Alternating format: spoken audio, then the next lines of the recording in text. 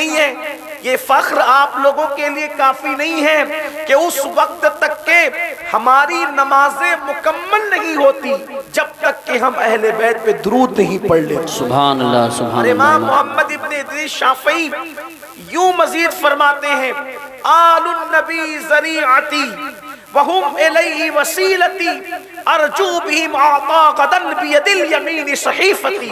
کہتے ہیں کہ آل نبی میرا ذریعہ ہے، اللہ تک پہنچنے کا جو ذریعہ ہے وہ آل نبی ہے، اہل بیت رسول ہے. اور کہتے ہیں وہم الیہ وسیلتی، اور اللہ تک پہنچنے کا وسیلہ بھی اہل بیت ہے.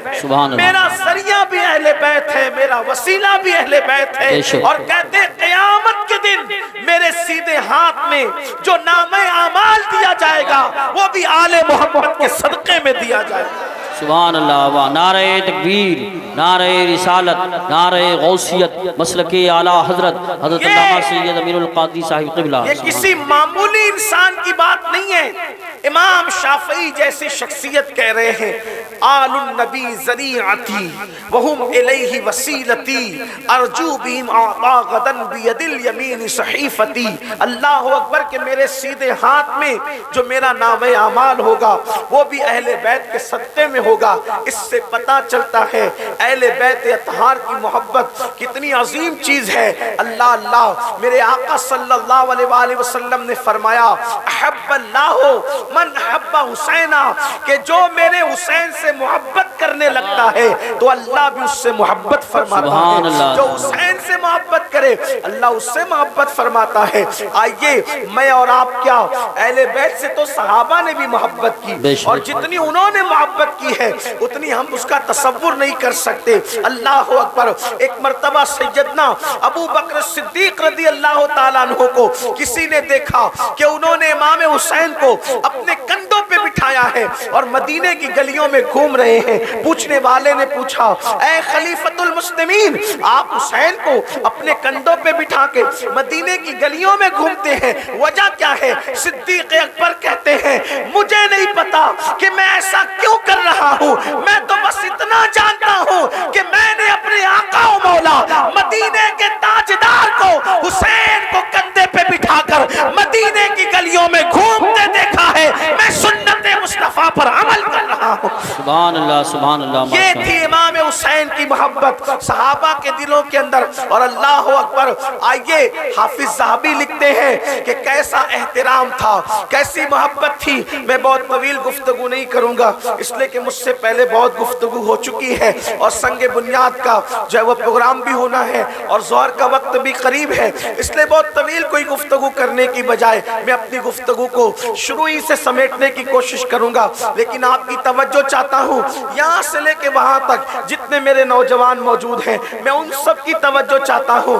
مولا حسین کی محبت کیسی تھی، اہل بیت اطہار کی محبت کیسی تھی. حافظ ذہبی لکھتے ہیں کیسی محبت کی محبت کرنے والوں نے، کیسا پیار کیا پیار کرنے والوں نے، کیسی عظمت کی عظمت کرنے والوں نے. اس لیے کہ استاد زمن مولانا حسن بریلوی کہتے ہیں ان کے گھر میں بے اجازت جبرائیل آتے نہیں، ان کے گھر میں بے اجازت جبرائیل آتے نہیں.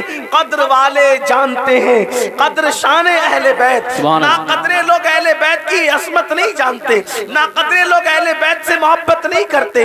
قدر والے جانتے ہیں قدر شان اہل بیت، قدر والے جانتے ہیں قدر شان اہل بیت. اللہ اکبر. حافظ ذہبی لکھتے ہیں، کیا لکھتے ہیں حافظ ذہبی؟ وہ لکھتے ہیں جس کو میں اپنے الفاظ کے جامع میں پیش کر رہا ہوں. اللہ اکبر. ذرا توجہ سے سننا، اپنی بہنوں سے بھی توجہ چاہتا ہوں. اے لوگو اہل بیت سے محبت کرو، اس لیے کہ ان سے محبت کا حکم دیا گیا ہے. اللہ اکبر. حافظ ذہبی لکھتے ہیں اس کا مفہوم یہ ہے ایک مرتبہ امام علی مقام امام حسین علی جدہ علیہ السلام کو مدینہ منورہ میں کسی میت میں نماز جنازہ کے لیے طلب کیا گیا. نماز کسی کے گھر میت ہوئی تھی، گھر والوں کی تمنا تھی کہ نماز جنازہ جو پڑھائے گا وہ آل رسول پڑھائیں گے، نبی کا شہزادہ پڑھائے گا، حسین ابن علی پڑھائیں گے. اللہ اکبر، میت کسی کے گھر میں ہوئی ہے، جنازے میں جنازہ پڑھانے کے لیے امام حسین کو بلایا گیا ہے، امام علی مقام تشریف لاتے ہیں اور آنے کے بعد دور جنازے سے دور اپنی جوتیوں کو اپنے نالین کو اتار دیتے ہیں، اور اتارنے کے بعد جنازے پہ تشریف لاتے ہیں، آپ نماز جنازہ پڑھاتے ہیں، اور نماز جنازہ پڑھانے کے بعد آپ جیسے ہی اپنی جوتیوں کی طرف جانے لگتے ہیں، جیسے ہی اپنے نالین کی طرف جانے لگتے ہیں، تو لوگوں نے کیا دیکھا؟ سردی کا موسم تھا، مدینہ منورہ کی پاکیزہ سردی تھی، لوگوں نے اپنے آپ کو کمبلوں میں لپیٹ رکھا تھا، عام طور پہ زیادہ تر لوگ پہچان میں نہیں آ رہے تھے۔ لوگوں نے دیکھا صف سے ایک مقدس بوڑھا نکلتا ہے جس کی داڑھی سفید تھی، اس کا قد بہت اونچا نہیں تھا، اور وہ نکلنے کے بعد دوڑتا ہے، امام حسین کو اوورٹیک کرتا ہے، امام حسین پیچھے رہ جاتے ہیں، وہ دوڑ کر کے آگے بڑھتا ہے، اور آگے بڑھنے کے بعد وہ مقدس بوڑھا جس کی داڑھی سفید تھی، حالانکہ ابھی داڑھی امام حسین کی جو وہ کالی تھی، امام حسین جوان تھے، وہ دوڑنے والا بوڑھا امام حسین سے عمر میں زیادہ تھا۔ اللہ اکبر، جب وہ مقدس بوڑھا آگے بڑھا، آگے بڑھنے کے بعد اس بوڑھے نے امام حسین کی جوتیاں سیدھی کی، اور جوتیاں سیدھی کرنے کے بعد امام حسین چونکہ جوتیوں سے لے کے جنازے تک ننگے پیر تشریف لے گئے تھے، تو آپ کے تلووں میں مٹی لگ گئی تھی، آپ کے تلووں میں گرد و غبار لگ گیا تھا۔ اس مقدس بوڑھے نے صرف جوتیاں سیدھی نہیں کی بلکہ اپنے امامے کا شملہ، یہ جو امامہ باندھا جاتا ہے، سنت ہے شملہ چھوڑنا، اس کو شملہ کہتے ہیں، شملہ بھی کہتے ہیں، تو اس مقدس بوڑھے نے امام حسین کے پیروں کو پکڑا اور ان کے تلووں کو اپنے مقدس شملے سے صاف کیا۔ اللہ اکبر، میرے آقا صلی اللہ علیہ وسلم کے دیوانوں، ذرا اندازہ تو کرو، مدینے کی سرزمین ہے، قرون اولا ہے، صحابہ کا دور ہے، تابعین کے دور کی ابتدا ہے، صحابہ کے دور کی انتہا ہے، امام حسین کی جوتی سیدھی کرنے والا اپنی عمر کا خیال نہیں کرتا، اپنی سفید داڑھی کا خیال نہیں کرتا، اور حسین کے تلوے کی مٹی کو اپنے امامے کے شملے سے صاف کرتا ہے۔ اس وقت لوگ دم بخود تھے، حیرت زدہ تھے، یہ مقدس بوڑھا کون ہے جو حسین کے تلوے کی مٹی کو اپنے امامے کے شملے سے صاف کر رہا ہے۔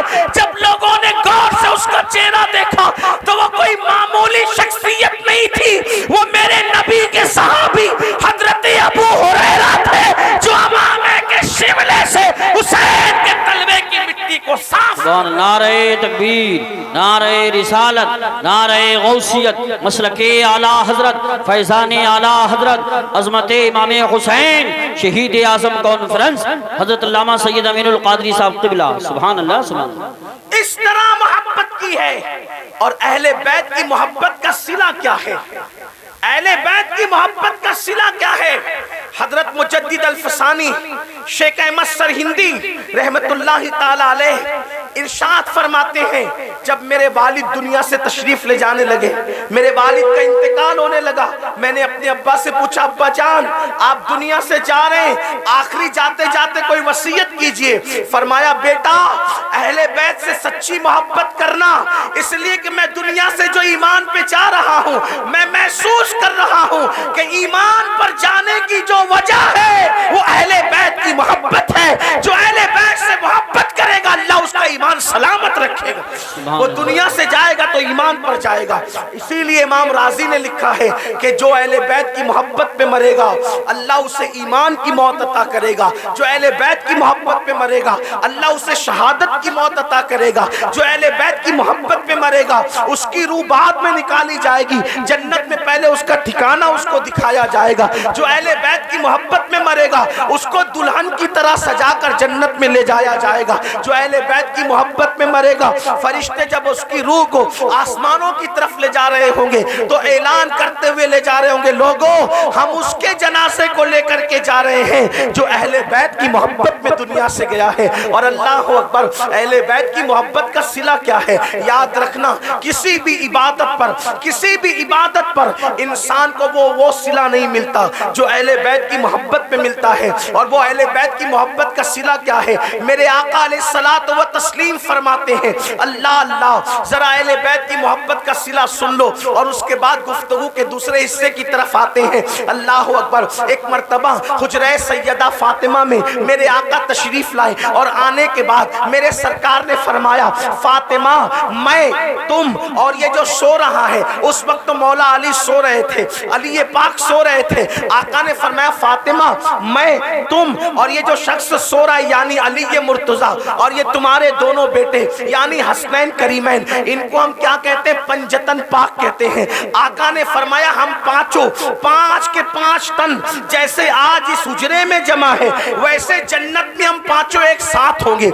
हम पांचों जन्नत में एक साथ होंगे। कुर्बान जाए सखी की सखी शहजादी ने अर्ज किया, बाबा हम पांचों तो एक साथ होंगे, लेकिन जो हमसे मोहब्बत करते होंगे दुनिया में वो कहाँ रखे जाएंगे? तो नबी का दरियाए करम जोश में आया और आका ने फरमाया, फातिमा जो हमसे मोहब्बत करेगा वो भी जन्नत में हमारे साथ रखा जाएगा। सुभान अल्लाह, सुभान अल्लाह। यानी जो हुजूर से और उनकी आले पाक से मोहब्बत करे, जन्नत के जिस दर्जे में रसूलुल्लाह रहेंगे उसी दर्जे में अहले बैत से मोहब्बत करने वाले भी रहेंगे। लेकिन अब मैं अपनी गुफ्तगू को दूसरे पहलू पर ले जाते हुए अर्ज करूं, आप अहले बैत से मोहब्बत करते